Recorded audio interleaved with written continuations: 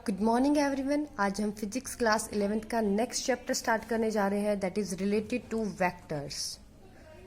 और वेक्टर्स पढ़ने से पहले मैं आपसे इनको बता दूं कि हमने दो टाइप की फिजिकल क्वांटिटीज पढ़ी थी, है ना। First one is the scalar quantity, two types की पढ़ी थी ना। तो पहली क्या थी, स्केलर क्वांटिटीज थी, एंड सेकेंड क्या थी, हमारे पास वेक्टर क्वांटिटीज थी। जब हमने बात की थी स्केलर क्वांटिटीज की, scalar quantities are those quantities which have only magnitude, इनके पास सिर्फ क्या होता है, मैग्नीट्यूड होता है। Vector quantities are those quantity which have magnitude as well as direction. इसका मतलब इनके पास मैग्नीट्यूड तो है ही है, साथ में डायरेक्शन भी अवेलेबल है। सो एग्जाम्पल के लिए जैसे हमने लिया था, जैसे 20 kg राइस लिए। अब राइस की कोई डायरेक्शन नहीं होगी, 20 के क्या है, उसका मैग्नीट्यूड है। अब जैसे फोर्स की बात करते हैं, फोर्स लगाया, 20 न्यूटन फोर्स है ईस्ट डायरेक्शन में, ठीक है। किसी बॉडी को पुश किया है 20 न्यूटन फोर्स के साथ, और कौन सी डायरेक्शन में पुश कर रखा हमने, ईस्ट डायरेक्शन में पुश कर रखा है। तो ये हो गया मैग्नीट्यूड और ये हो गई इसकी डायरेक्शन। इसलिए फोर्स को मैं इस तरह से रिप्रेजेंट करूंगी, this is the vector sign, ठीक है। ये जो हमने एरो हेड ऊपर लगा दिया, this is the vector sign. ये जो वेक्टर साइन है, इसमें इस वेक्टर का ये क्या होता है, हेड होता है, और ये क्या रहती है, टेल होती है। तो किसी भी वेक्टर की एक होता है हेड, एक होती है टेल। हेड है वो डायरेक्शन की तरफ मूव करता है, ठीक है। तो इसलिए हम इसको बोलते हैं this is the vector sign, जो अपनी डायरेक्शन को कैरी करके चल रहा है। सो अब वेक्टर की हम बात कर रहे हैं, तो वेक्टर में हमारी जैसे वेलोसिटी है, एक्सेलरेशन है, मोमेंटम है, फोर्स के साथ साथ ये सब क्वांटिटीज भी क्या होती है, वेक्टर क्वांटिटीज क्या होती है। क्योंकि इसके पास क्या रहता है, डायरेक्शन रहती है, ठीक है। ओरिजिन हमने देख लिया, वेक्टर का कहाँ से शुरू होता है, वेक्टर टेल से शुरू होता है, किस तरफ मूव करता है, हेड की तरफ। इस टेल, ये जो हेड है इसको टिप भी बोल देते हैं, ठीक है। और ये जो टेल है इसको कई बार ओरिजिन भी लिखा मिल जाता है, क्योंकि यहाँ से वेक्टर क्या हो रहा है, शुरू हो रहा है, ठीक है। सो ये क्या है, टेल या ओरिजिन, और ये क्या है, इसका हेड या टिप।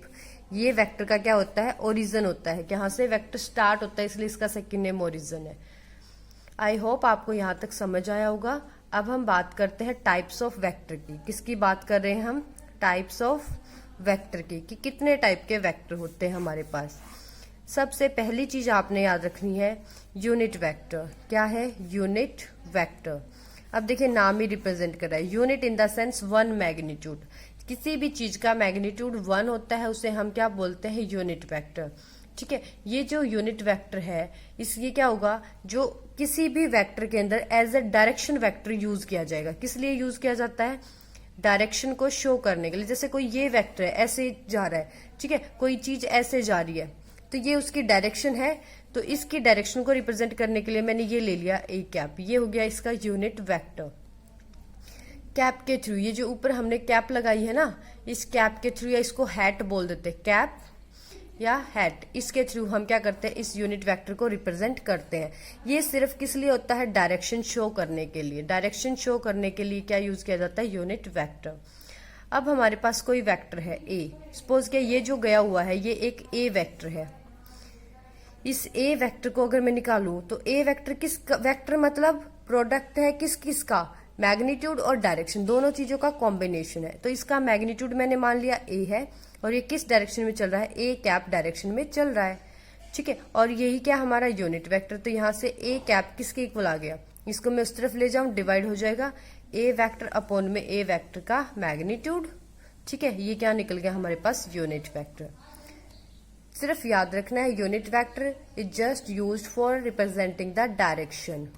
सो ए वेक्टर के अंदर, किसी भी वेक्टर के अंदर दो चीजें होती है। अगर ये ए वेक्टर, तो इसमें भी दो चीजें, इसका मैग्नीट्यूड है और इसकी डायरेक्शन। तो इसकी डायरेक्शन को निकाल दो, that is the unit vector. चलिए नेक्स्ट टाइप के वेक्टर की बात करने से पहले मैं आपको एक बार ये बता देती हूँ, यूनिट वेक्टर जब भी हम यूज करेंगे, ये हमारी क्या है, एक्स एक्सिस है, ये वाई एक्सिस है, ये जेड एक्सिस है। तो आई एक्सिस के लिए हम एक्स एक्सिस के लिए लेते हैं हम I cap, unit vector. X axis की डायरेक्शन को शो करने के लिए आई कैप, वाई एक्सिस की डायरेक्शन को शो करने के लिए जे कैप, और जेड एक्सिस की डायरेक्शन को शो करने के लिए के कैप का यूज करेंगे, ठीक है।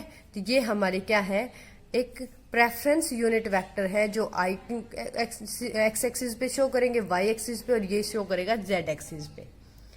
ओके, आई होप आपको समझ आया होगा। तो देखिए, जैसे कभी हमें कुछ भी गिवन है और हमें वहां से यूनिट वेक्टर निकालना हो तो कैसे कैलकुलेट करें। कोई भी हमें वेक्टर गिवन है 4i कैप प्लस, ऐसे ले लेते हैं 4i cap minus 3j cap plus k। ये मैंने एक वेक्टर ले लिया और यहां से मुझे क्या निकालना है, यूनिट वेक्टर कैलकुलेट करना है। अब मैंने निकाला था यूनिट वेक्टर किसके इक्वल आया था, एक वेक्टर अपॉन में उसका मैग्नीट्यूड। ठीक है, तो पहले देखिए यहां से हम इसको सिंप्लीफाई करते हैं। हमें क्या पता है, वेक्टर, एक वेक्टर को हम अगर वो तीनों प्लेन्स पे लाई करता है तो कुछ वैल्यू उसकी एक्स पे, कुछ वाई पे, कुछ जेड पे, तो इसी फॉर्म में होगा। तो किसके इक्वल होता है, ए एक्स आई कैप, एक्स एक्सिस की तरफ मैग्नीट्यूड और उसकी डायरेक्शन, वाई एक्सिस की तरफ मैग्नीट्यूड और उसकी डायरेक्शन, प्लस जेड एक्सिस की तरफ उसका मैग्नीट्यूड और उसकी डायरेक्शन, ये कैप से रिप्रेजेंट कर दी। तो ये कितना है, 4i कैप है माइनस 3j कैप है प्लस k कैप है।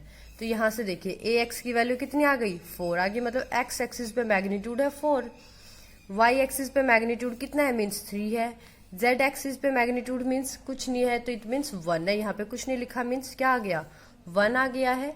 ठीक है, तो यहां से मैं इसका मैग्नीट्यूड निकाल सकती हूँ कैसे, a is equal to A X का स्क्वायर प्लस ए वाई का स्क्वायर प्लस ए जेड का स्क्वायर, इस पूरे का स्क्वायर रूट। ये होता है मैग्नीट्यूड निकालने का मेथड। सो एक एक्स की वैल्यू थी 4, सो 4 का स्क्वायर, दिस इज -3 का स्क्वायर प्लस 1 का स्क्वायर।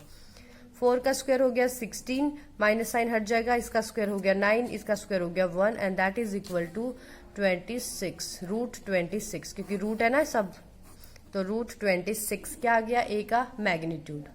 ठीक है, अब हमें क्या पता है, निकालना क्या है, ए कैप, यूनिट वेक्टर निकालना, that is equal to A vector upon में उसका मैग्नीट्यूड। वेक्टर क्या गिवन था हमारे पास, जो गिवन था वही वेक्टर था, 4i cap minus 3j cap plus k cap. ठीक है, ये था वेक्टर गिवन, अपॉन में मैग्नीट्यूड क्या हो गया, root 26, this is the unit vector. इस तरह से हम किसी भी यूनिट वेक्टर को कैलकुलेट कर सकते हैं।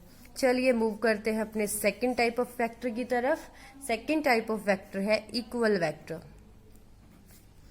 और इसी इक्वल वेक्टर के साथ हम एक टाइप और कर लेंगे, दैट इज नेगेटिव वेक्टर।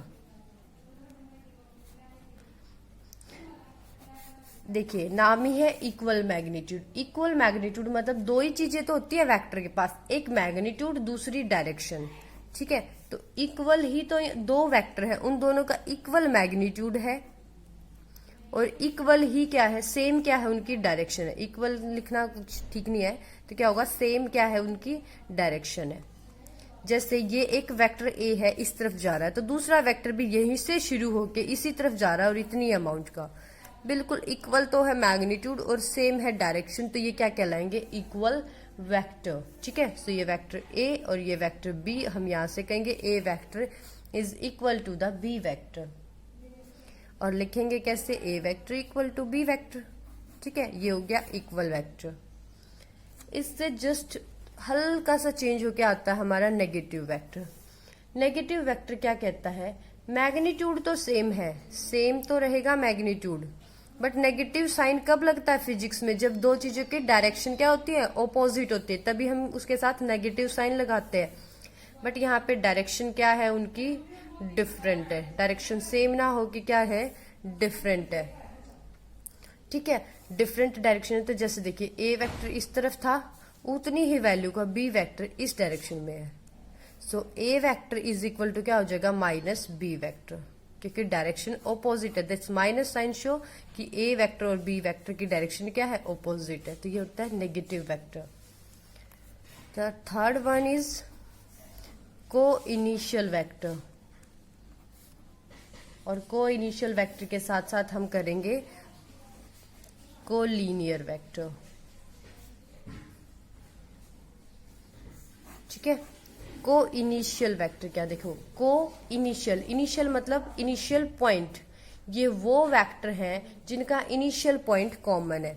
एक वेक्टर ए गया हुआ है ऐसे, इसी पॉइंट से शुरू होके वेक्टर बी इधर गया हुआ है, इसी पॉइंट से शुरू होके वेक्टर सी इस तरफ गया है, तो इन्हें हम क्या बोलेंगे, को इनिशियल वेक्टर, क्योंकि इनका जो ये इनिशियल पॉइंट है, इनिशियल पॉइंट मीन्स इनका स्टार्टिंग पॉइंट, ये जहां से स्टार्ट हो रहे हैं वो क्या है, कॉमन है। एक कॉमन पॉइंट से जो स्टार्ट होते हैं या इनिशिएट होते हैं उन्हें बोलते हैं को इनिशियल वेक्टर। अगली बात कर रहे हैं को लीनियर वेक्टर की। को लीनियर वेक्टर कौन से वेक्टर होते हैं कि एक ऐसा वेक्टर जो एक दूसरे के पैरेलल लाई करेगा, ठीक है, पैरेलली लाई करेंगे, लेकिन जरूरी नहीं है उनका मैग्नीट्यूड इक्वल है, अनइक्वल है, सेम डायरेक्शन में है, नहीं है, वो मैटर नहीं करेगा। को लीनियर है, लीनियर इन द सेंस एक स्ट्रेट वे में चल रहे हैं, ऐसे चल रहे हैं। जब ये ऐसे चल रहे तो ये भी को लीनियर है, एक ऐसे चल रहा है, एक ऐसे चल रहा है, तब भी को लीनियर, एक बहुत बड़ा है, एक बहुत छोटा है, तब भी को लीनियर है। सिर्फ क्या देखा हमने को लीनियर के अंदर कि ये दोनों वेक्टर क्या कर रहे हैं, पैरेलली मूव कर रहे हैं। कैसे मूव कर रहे हैं, पैरेलल चल रहे हैं। मैग्नीट्यूड उनका इक्वल है, अनइक्वल है, देयर इज नो मैटर, ठीक है। So these are those vectors which are having equal or unequal magnitudes and are acting along the same straight line. एक ही स्ट्रेट लाइन के अलोंग क्या कर रहे हैं, एक्ट करते रहेंगे, ठीक है। सो लास्ट एंड फाइनल हमारा जो बचता है दैट इज को प्लेनर वेक्टर, ठीक है। नाम ही है ना को प्लेनर। को प्लेनर वेक्टर मतलब क्या होता है, एक प्लेन के अंदर लाई करते, सारे वेक्टर क्या होते हैं, सेम प्लेन में लाई कर रहे हैं। किस में लाई कर रहे हैं, सेम प्लेन में लाई कर रहे हैं, ठीक है। जैसे सेम प्लेन में कैसे लाई करेंगे, ये दोनों के दोनों सब वेक्टर्स, सपोज कीजिए मेरे पास ये ए वेक्टर है, ठीक है, फिर इधर हमारे पास क्या है, कोई बी वेक्टर है, और ये हमारा क्या है, कोई सी वेक्टर है। तो इस तरह से एक प्लेन की फॉर्मेशन करेंगे, सेम ही प्लेन में वो लाई करेंगे। These vectors are known as coplanar vector. I hope आपको समझ आया होगा यहाँ तक। These are the basic types of vectors. अब बात करते हैं हम कि किसी भी टाइप्स ऑफ वेक्टर्स में क्या होता है, एक होता है डिस्प्लेसमेंट वेक्टर एंड सेकंड होता है पोजीशन वेक्टर। ये देखते हैं हम कि डिस्प्लेसमेंट वेक्टर कौन सा होता है, पोजीशन वेक्टर कौन सा होता है। सपोज कीजिए हमारे पास ये कोई ग्राफ है, कोई यहाँ पर क्या रखा है, कोई ऑब्जेक्ट है ए। इस इनिशियल पोजीशन से हम देखें तो ये किस डायरेक्शन में है, इसकी पोजीशन ये है, ठीक है। ये क्या होगी, इसकी इनिशियल पोजीशन। इनिशियल पोजीशन देख ली हमने ओरिजिन के विद रिस्पेक्ट, ठीक है। ये हमारा एक्स वाई प्लेन है, इस एक्स वाई प्लेन के थ्रू हमने इसकी पोजीशन देख ली इस वेक्टर की, फिलहाल ए पॉइंट के ऊपर प्रेजेंट है, ठीक है। ए पॉइंट के ऊपर प्रेजेंट है, तो ये इनिशियल पॉइंट से जो मैंने इसकी पोजीशन को देखा, so this is the initial position vector, या सिंपली कह सकते हैं पोजीशन वेक्टर। कुछ टाइम बाद ये मूव करना शुरू हो गया और फाइनली ये यहां पर पहुंच गया। अब अगर मैं ओरिजिन से इसकी पोजीशन देखूं तो ये हो गई बी पॉइंट के ऊपर ऐसे, ठीक है, ये इसकी पोजीशन होगी, तो ये भी हो गया position vector, final position vector हो गया, ठीक है। फाइनल पोजीशन वेक्टर हो गया, वो था इनिशियल पोजीशन वेक्टर। तो इनिशियल और फाइनल पोजीशन वेक्टर के बीच में ये जो डिस्प्लेसमेंट आ गई ना, that displacement is known as displacement vector. ये जो मूवमेंट आ गई इसे बोलते हैं डिस्प्लेसमेंट वेक्टर। दो इनिशियल पोजीशन वेक्टर्स के, दो पोजीशन वेक्टर्स के बीच में जो होता है वो क्या होता है, हमारा डिस्प्लेसमेंट वेक्टर होता है। ओके, आई होप आपको डिस्प्लेसमेंट वेक्टर और पोजीशन वेक्टर में डिफरेंस समझ आया होगा। अब देखिए रिप्रेजेंट कैसे कर सकते हैं। ये ए वेक्टर है, मान लिया ये ओ पॉइंट है, तो ओ ए अगर मैं रिप्रेजेंट करना चाहूँ तो ओ ए किसके इक्वल है, एक्स।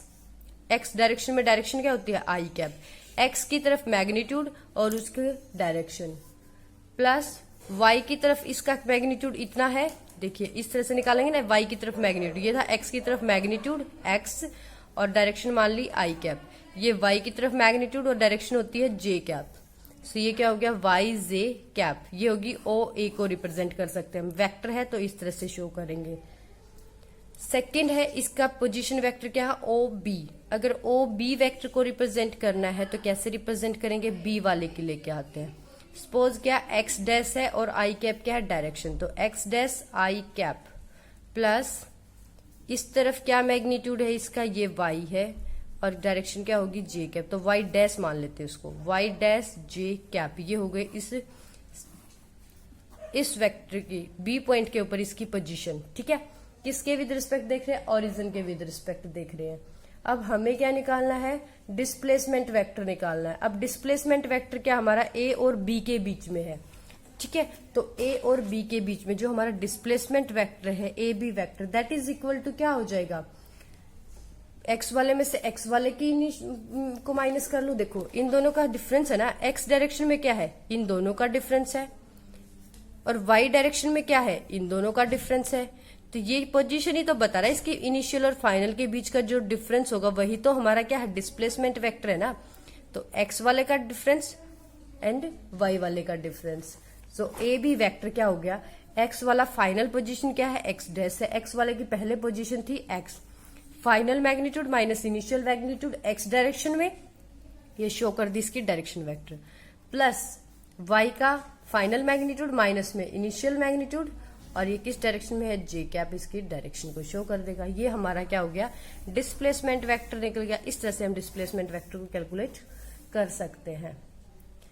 चलिए आगे बात करते हैं प्रॉपर्टीज से रिलेटेड। प्रॉपर्टीज देखेंगे हम किसकी, वेक्टर की अलग अलग प्रॉपर्टी क्या होती है हमारे पास। सो देखिए पहली चीज हम कर रहे हैं कि मल्टीप्लीकेशन, क्या कर रहे हैं, मल्टीप्लीकेशन कर रहे हैं किसकी, किसी भी वेक्टर की बाय ए रियल नंबर, किसी रियल नंबर के साथ। किसी रियल नंबर के साथ अगर हम मल्टीप्लाई करते हैं तो वेक्टर के ऊपर क्या इफेक्ट पड़ता है। तो सपोज कीजिए मेरे पास n क्या है, कोई रियल नंबर है, n क्या है, कोई रियल नंबर है। अब ये रियल नंबर जरूरी थोड़ी है पॉजिटिव हो, माइनस n भी तो हो सकता है, ये भी क्या होता है कि रियल नंबर होता है। एक बार मैंने n ले लिया, एक बार मैंने माइनस n ले लिया, मैं दो कंडीशन लेके चल रही हूँ, और मेरे पास जो वेक्टर गिवन है दैट इज ए वेक्टर। अगर इस ए वेक्टर की पहले वाले रियल नंबर से मल्टीप्लाई कर दूं तो क्या आ जाएगा, ए वेक्टर की मल्टीप्लाई कर दी एन से तो क्या बन गया, एन ए वेक्टर, है ना। अगर मैं इसकी मल्टीप्लाई कर दूं, ए वेक्टर की मल्टीप्लाई कर दूं सेकंड नंबर के साथ, सेकंड नंबर कैसा है, नेगेटिव है, माइनस एन है, तो क्या बन जाएगा, माइनस एन ए वेक्टर। जैसे रियल नंबर में मैंने ये मान लिया 2 है, ये क्या है, -2 है, तो ये वेक्टर एक बार क्या हो गया, 2 मल्टीप्लाई 2a हो गया, एक बार क्या हो गया, 2 मल्टीप्लाई -2a हो गया। ठीक है, तो क्या हुआ, रियल नंबर पॉजिटिव था तो वेक्टर पॉजिटिव बन गया, रियल नंबर नेगेटिव था तो वेक्टर क्या हो गया, नेगेटिव हो गया। तो क्या हो गया, मल्टीप्लीकेशन बाय रियल नंबर के अंदर इसका जो मैग्नीट्यूड है ना वो n जितना भी टाइम्स से हम उसको मल्टीप्लाई करें, n टाइम किया तो n टाइम उसका मैग्नीट्यूड हो गया, है ना। तो जो मैग्नीट्यूड है वेक्टर का वो उतने ही टाइम्स बढ़ जाता है जितने टाइम्स हम क्या करते हैं, वो रियल नंबर लेते हैं। लेकिन उसकी जो डायरेक्शन है ना वो डिपेंड करती है whether the real number is negative और पॉजिटिव। अगर रियल नंबर नेगेटिव है तो वेक्टर की डायरेक्शन ये ना हो कि अब वेक्टर की डायरेक्शन क्या हो गई, ये हो गई। ठीक है, अगर पॉजिटिव है तो सेम डायरेक्शन में वो उतने ही टाइम्स क्या हो जाएगा, इंक्रीज हो जाएगा। आई होप आपको ये समझ आया है। चलिए इसकी सेकंड प्रॉपर्टी करते हैं मल्टीप्लीकेशन की। मल्टीप्लीकेशन की सेकंड प्रॉपर्टी क्या कहती है हमें, कि मल्टीप्लाई करें हम किसकी, वेक्टर की बाय ए रियल नंबर। तो multiplication of vector by a scalar से ले लेते हैं, रियल से हो गया ना हमारा, स्केलर से हो गए करेंगे अब। ठीक है, तो स्केलर से जब हम इसकी मल्टीप्लाई करेंगे तो देखिए उस चीज का क्या इफेक्ट हमारा यहाँ पे पड़ेगा। सपोज कीजिए मेरे पास क्या है, कोई वेक्टर ए है, that vector is equal to 100 newton है। ठीक है, मीन्स कोई फोर्स है, तो ए वेक्टर ही तो है वो एक, और मैंने उसकी किसी स्केलर से मल्टीप्लाई कर दी। वो स्केलर मैंने मान लिया, टाइम मान लिया, सपोज किया दैट टाइम इज 10 सेकेंड। ठीक है, क्योंकि टाइम की कोई डायरेक्शन नहीं होती, टाइम का सिर्फ मैग्नीट्यूड होता है ना, एक स्केलर क्वांटिटी हो गई। तो मैंने क्या किया, इस फोर्स की इससे मल्टीप्लाई कर दी, तो मल्टीप्लाई करते ये क्या हो गया, 10 इंटू में 100 इज इक्वल टू क्या हो गया, 1000। लेकिन पहले ये क्या था, न्यूटन में, अब इसकी मल्टीप्लाई सेकंड वाले के साथ करते क्या हो गया, न्यूटन सेकंड हो गया। तो इफेक्ट क्या पड़ा, स्केलर मतलब स्केलर हो सकती है कोई क्वांटिटी, और क्वांटिटी की हमेशा क्या होती है, यूनिट होती है। तो उस क्वांटिटी जितनी उस क्वांटिटी से मल्टीप्लाई की उतने ही टाइम्स ये इंक्रीज हो गया। पहले 100 था, अब क्या हो गया, 10,000 हो गया। 10,000 हो गया मतलब 10 टाइम्स, 10 थी ना इसकी वैल्यू, तो इससे जितनी इसकी वैल्यू है उतने टाइम्स इसको क्या कर दिया, इसने इंक्रीज कर दिया। 10 थी तो 10 टाइम्स ये इंक्रीज हो गया, लेकिन जो यूनिट होती है ना वो यूनिट चेंज हो जाती है। यूनिट पहले थी न्यूटन, इससे मल्टीप्लाई करते ही क्या होगी, न्यूटन सेकेंड। तो स्केलर से मल्टीप्लीकेशन में वो क्या होता है, उतने ही टाइम्स इंक्रीज हो जाता है उसका मैग्नीट्यूड, लेकिन उसकी जो यूनिट होती है ना वो यूनिट डिफरेंट रहती है। ओके, आई होप आपको ये वाली भी समझ आई होगी। चलिए आगे बात करते हैं हमारे कुछ लॉज से रिलेटेड, जो बहुत इंपॉर्टेंट लॉज है, और उनमें से आज हम सिर्फ एक ही लॉ करेंगे। मल्टीप्लिकेशन से रिलेटेड ही हम पहले करेंगे। सबसे पहले हमारा जो लॉ है that is the triangle law of vector. पहला हमारा लॉ है ट्रायंगल लॉ ऑफ वेक्टर, और बहुत इंपॉर्टेंट है ये लॉ। एज इट इज आपका क्या निकलेगा, एक और लॉ करेंगे हम, पैरेललोग्राम लॉ।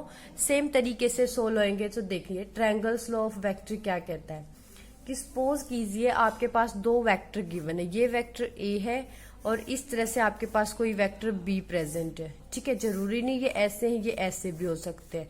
ये वेक्टर बी है और आपको क्या निकालना है, रिजल्टेंट निकालना है इसका। ठीक है, कि इन दोनों वेक्टर का रिजल्ट क्या होगा जब ये इस तरह से प्रेजेंट है। तो सबसे पहली चीज, कोई भी दो वेक्टर है, चाहे वो ए वेक्टर है बी वेक्टर, तो ए वेक्टर को अरेंज किया, बी वेक्टर जब भी उठाओगे वो एज इट इज प्रेजेंट है या इधर प्रेजेंट है, बी वेक्टर की टेल को इसके हेड से उठाना शुरू करोगे।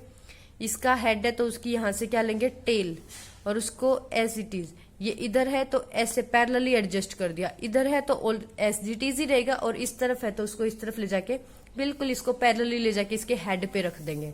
तो इसके हेड पे मैंने रख दिया बी वेक्टर, और इन दोनों को क्लोज करने वाली जो लाइन होगी, ये क्लोजिंग लाइन होगी ना इन दोनों की, तो इन दोनों को क्लोज करने वाली जो लाइन होगी वो हमारा क्या होगा, रिजल्टेंट वेक्टर होगा। और इस रिजल्टेंट वेक्टर की हमें यहाँ पे क्या करनी पड़ती है, वैल्यू निकालनी पड़ती है। किसके केस में, ट्रायंगल्स लॉ ऑफ वेक्टर के केस में। सो देखिए कैसे इसको हम कैलकुलेट करेंगे। यहाँ पे ट्रायंगल्स लॉ ऑफ वेक्टर में अपने सिर्फ ध्यान क्या रखना है कि मेथड कोई भी हो, पैरेललोग्राम्स लॉ है, ट्रायंगल्स लॉ है, लेकिन सॉल्व करने का तरीका क्या रहेगा, सेम रहेगा।